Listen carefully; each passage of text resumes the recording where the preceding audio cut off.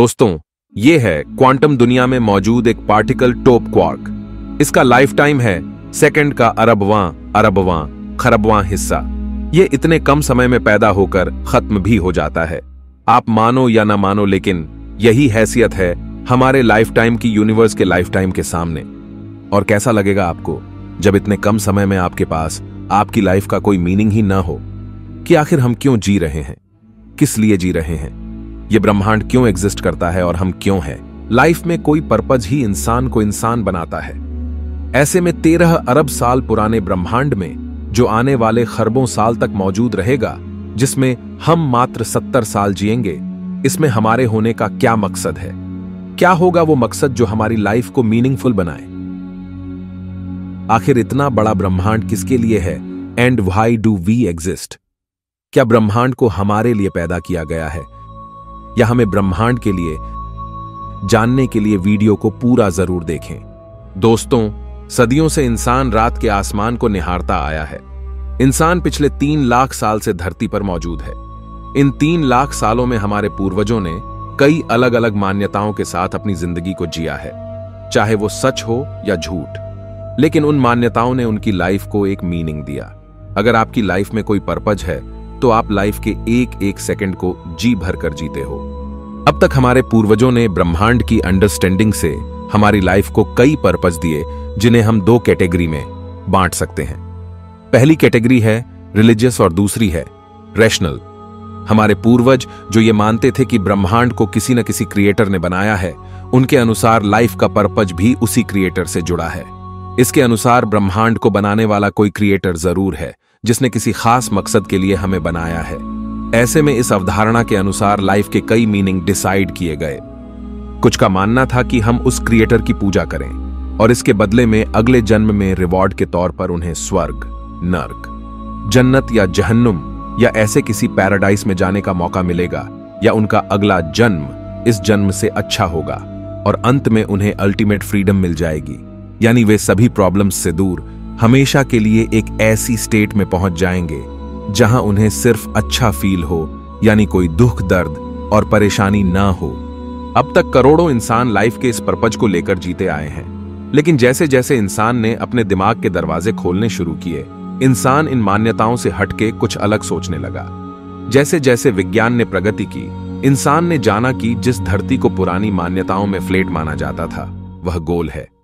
जिन stars को लोग स्वर्ग समझते थे, वो हमारे सूरज की ही तरह एक सितारे हैं। सूरज, जिसे एक देवता या दिव्य पुरुष माना जाता था, वह धरती से 13 लाख गुना बड़ा एक आग उगलता हुआ सितारा है, जो अगले 5 अरब साल बाद धरती को ही खुद में निगलकर हमें समाप्त कर देगा। प्राचीन मान्यता में पृथ्वी ही पूरा ब्रह्मांड थी, लेकिन नई खोज से वैज्ञानिकों ने पता किया है कि हमारे सोलर सिस्टम में पृथ्वी के अलावा भी 7 और प्लैनेट्स है और अनेकों उपग्रह और एस्टेरॉइड्स की भरमार है, जबकि प्राचीन समय में मात्र 5 ग्रहों को ही जाना गया था, जो बिना टेलीस्कोप के नंगी आंखों से दिखाई दे जाते हैं। वहीं साइंस ने हमारी आंखों को न सिर्फ सोलर सिस्टम बल्कि हमारी गैलेक्सी और उसके बाहर पूरे ब्रह्मांड पर तैनात कर दिया, जिस वजह से आज हम जानते हैं कि हम 400 अरब तारों और ग्रहों से भरी एक आकाश गंगा में रहते हैं, जो खुद 200 अरब आकाश गंगाओं के बीच मौजूद है, और हर दिन ये नंबर बढ़ता जा रहा है। हम नहीं जानते कि ब्रह्मांड के बाहर क्या है, शायद और भी कई यूनिवर्स। ऐसे में यह पता चलता है कि हमारी मान्यताएं उस समय अवेलेबल यूनिवर्स के कम और गलत नॉलेज के आधार पर थी। वही नई खोज हमारी सोच को चुनौती देती है। हमारे पास उन प्राचीन मान्यताओं के लिए कोई एविडेंस नहीं था। यही वजह थी कि हमें इतने अलग अलग मान्यताएं दिखाई देती है। अगर हम जन्नत, जहन्नुम और आफ्टर लाइफ इन सबको मानकर चले, तो हमारे पास इस बात का कोई एविडेंस नहीं कि ये वास्तव में होते भी है या नहीं। ऐसे में जो हमारे पास है उसे छोड़कर, जिसके होने की कोई श्योरिटी ही ना हो, उसके पीछे चलना एक डरावना सफर होगा जिसमें कुछ भी हाथ नहीं लगना। लेकिन वहीं हम जानते हैं कि यूनिवर्स है, ये एग्जिस्ट करता है, हम सब हैं, हमारे दोस्त है, फैमिली है, जो हमें लाइफ का एक मीनिंग देती है। लेकिन अगर कोई आपको कहे कि यूनिवर्स के बाहर एक उड़ने वाले यूनिकॉर्न ने दुनिया बनाई है, जिसका कोई एविडेंस ही ना हो, जिसे प्रूफ ही नहीं किया जा सकता है, जिसका अस्तित्व ही ना हो, उसके लिए हम जो एग्जिस्ट करता है यानी यूनिवर्स, उसे छोड़कर जो एग्जिस्ट ही नहीं करता, उसके लिए लाइफ को झोंक दें, तब यह हमारे लिए टोटल टाइम वेस्ट होगा। लेकिन दोस्तों, अगर स्वर्ग, नर्क, आफ्टर लाइफ आत्मा और ईश्वर जैसी कोई चीज नहीं है, तो सवाल है कि क्या हम रोबोट है?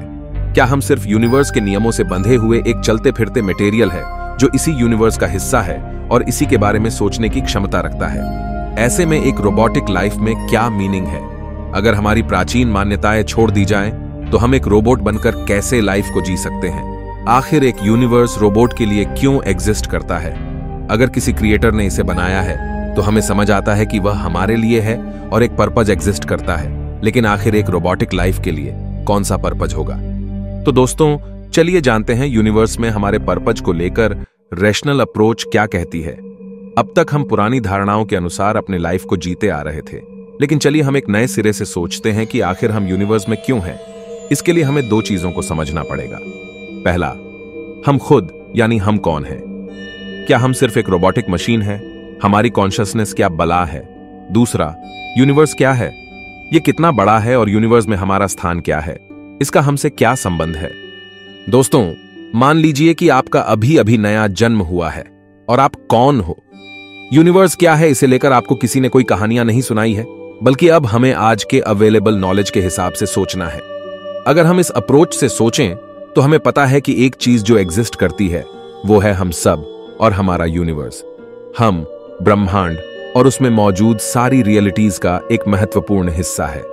एंथ्रोपिक प्रिंसिपल के अनुसार हम ब्रह्मांड का हिस्सा है। इस वजह से ब्रह्मांड के नियमों ने ही हमें पैदा किया है। ब्रह्मांड के ही नियमों से ब्रह्मांड ने एक ऐसी प्रजाति को पैदा किया है जो न सिर्फ खुद को जान सकती है, बल्कि ब्रह्मांड को भी जान सकती है और उसके नियमों की पड़ताल कर हाई टेक्नोलॉजी को विकसित करने में सक्षम है, और सबसे महत्वपूर्ण जिसमें कॉन्शियसनेस है। दोस्तों, हमें यह जानना है कि हम कौन हैं। पृथ्वी पर मौजूद सभी लाइफ में एक कॉमन चीज है, कॉन्शियसनेस। लेकिन उन सबसे हम इंसानों को अलग करता है हमारा दिमाग, जो सोच सकता है, सवाल कर सकता है, नई चीजें बना सकता है। वैज्ञानिकों के अनुसार कॉन्शियसनेस का मतलब आत्मा नहीं है।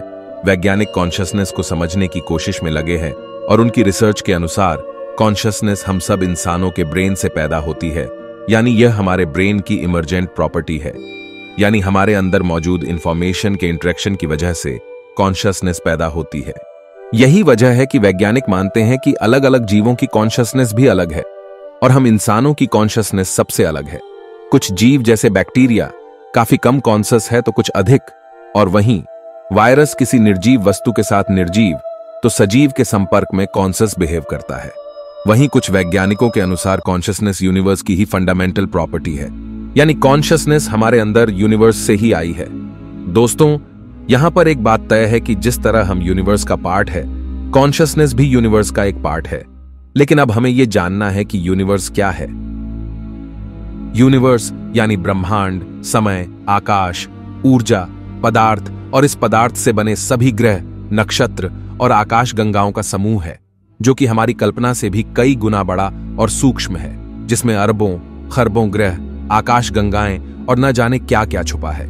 हमने अब तक यूनिवर्स के सिर्फ 5% हिस्से को ही जाना है, बाकी 95% हम नहीं जानते। अब तक वैज्ञानिकों ने ब्रह्मांड को जितना एक्सप्लोर किया है, उसमें हमें अभी तक पृथ्वी जैसी कोई लाइफ नहीं मिली है। खरबों ग्रहों और आकाश गंगाओं के पुंज में लाइफ की गूंज सिर्फ पृथ्वी पर ही सुनाई देती है। जब हमने चांद पर कदम रखा तो वहां की जमीन अरबों सालों से सुनसान पड़ी मिली। जब हमने मंगल की तहकीकात की तो वहां लाइफ का कोई नामो निशान भी नहीं मिला। शुक्र ग्रह नर्क की तरह उबलता हुआ मिला, मानो वहां जीवन ने नहीं प्रलय ने जन्म लिया हो। बुध सूर्य की तपन में पिछले 4 अरब साल से झुलस रहा है। बृहस्पति, शनि और अरुण वरुण गैस के गुब्बारे हैं जहां जीवन की कल्पना करना ही संभव नहीं। हमने सोलर सिस्टम के उपग्रहों की छानबीन की, वहां भी सुनसान बंजर जमीन मिली। हमने सोलर सिस्टम के बाहर मौजूद तारों और ग्रहों की स्टडी की, वहां लाइफ का कोई सिग्नल नहीं मिला। हमने मैथमेटिक्स की मदद से जीवन की खोज की तो मैथ्स ने हमारे हाथ में शून्य थमा दिया। ऐसे में वैज्ञानिक इस सोच में पड़ गए कि आखिर इतना बड़े, पुराने और खरबों साल जीने वाले इस महाकाय ब्रह्मांड में पृथ्वी के अलावा हर जगह बंजर है, तो हम क्यों और किस लिए यहां हैं? हमें किसने बनाया, किसने पैदा किया? अगर हम ब्रह्मांड की करतूत का कारनामा है तो यह ब्रह्मांड हमसे क्या चाहता है? आखिर खरबों खरब गुना बड़े यूनिवर्स में हम अकेले क्यों हैं? आखिर क्यों 5 बार पूरी तरह लाइफ खत्म होने के बाद इस पृथ्वी ने फिर से हमें जन्म दिया? आखिर क्यों जीवन अरबों सालों के थपेड़े खाकर आज भी सांस ले रहा है? इसका जवाब भी हमें ब्रह्मांड ही देगा। हम ये सच्चाई जान चुके हैं कि ब्रह्मांड क्या है, हम सब क्या है, हम कौन हैं। अब तक हमारे सफर में लाइफ ने हर बार सरवाइव किया है और पहली बार एक ऐसी स्पीसीज ने जन्म लिया है जो आज से पहले 3.5 अरब साल में पृथ्वी पर नहीं थी। 5 बार प्रलय के बाद ब्रह्मांड ने हमें यानी इंसानों को जन्म दिया है, जिन्होंने मात्र पिछले 200 सालों में धरती की तस्वीर बदल कर रख दी, जो पृथ्वी से आसमान में छलांग लगाकर उसे भी चीरते हुए अंतरिक्ष में पहुंच गया, जिसने अपनी आंखों को ब्रह्मांड पर निगाहबान करके 13 अरब साल पुराने इतिहास को भी खंगाल लिया, जो काफी तेजी से आगे बढ़ रहा है। हम इंसानों की ये ग्रोथ हमें बताती है कि कुछ तो है हमारे अंदर जो हमें इतने बड़े यूनिवर्स में स्पेशल बनाती है। अगर यूनिवर्स हमें पैदा कर सकता है तो हमें मार भी सकता है, लेकिन लाइफ आज भी जिंदा है, यानी इसके होने का कोई मकसद है।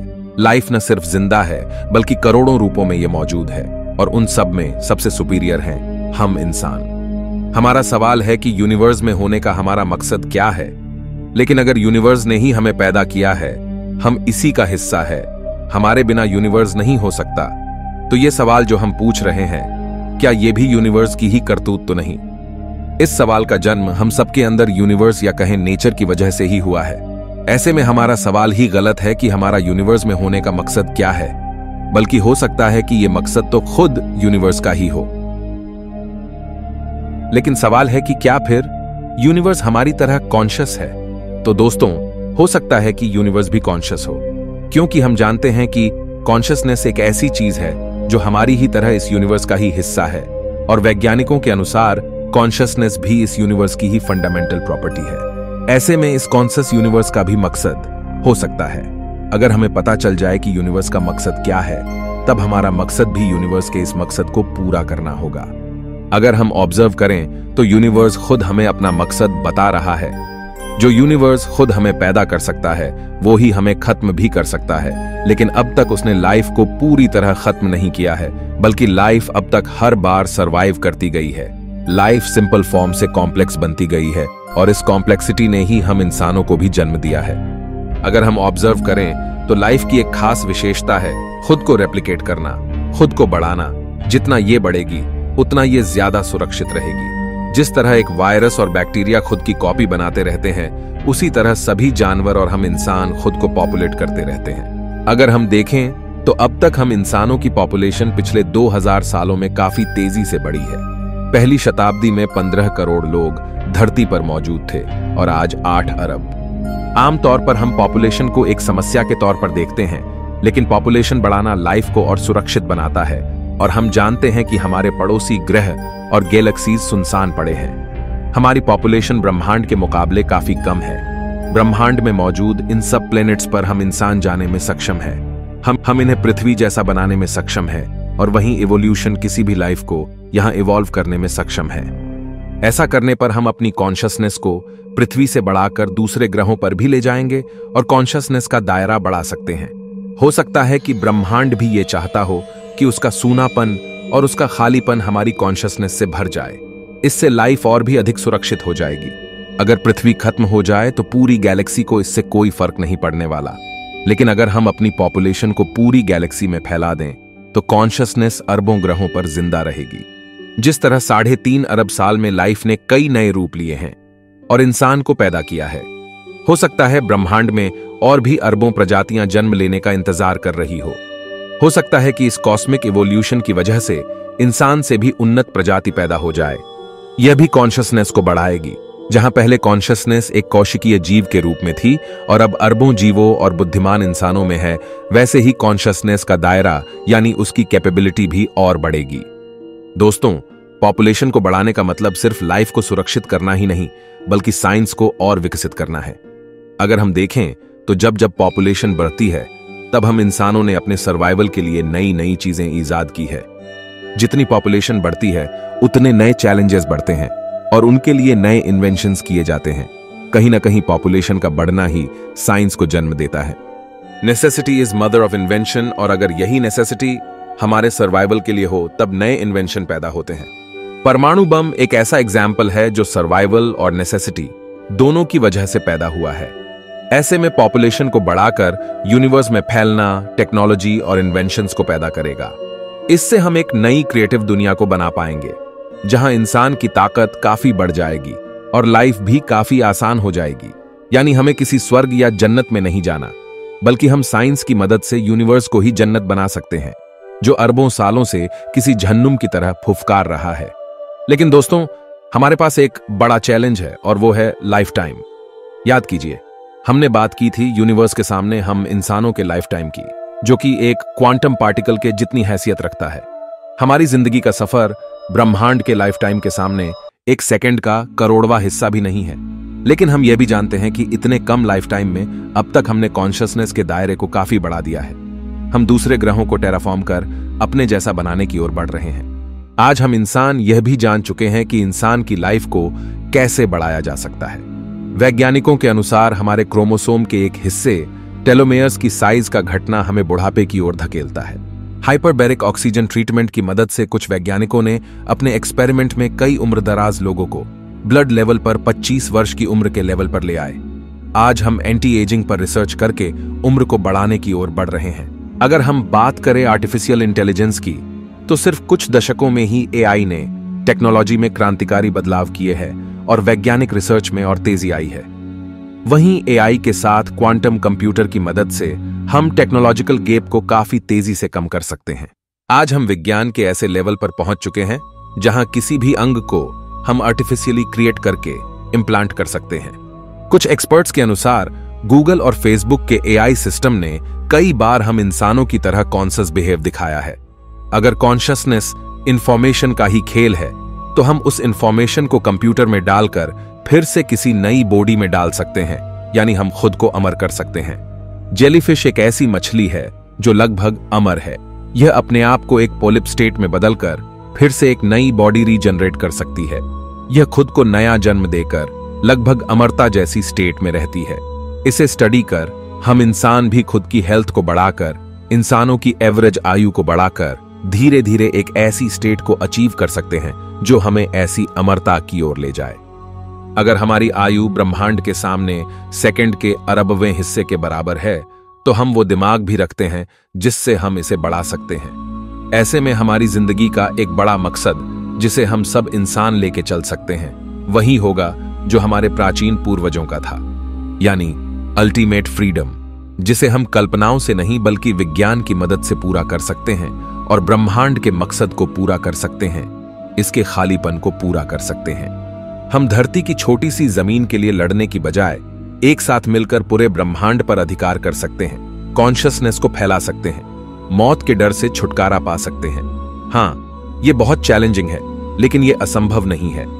पुरानी विचारधारा ने जिसे असंभव कहा, उसे हर बार विज्ञान ने संभव करके दिखाया।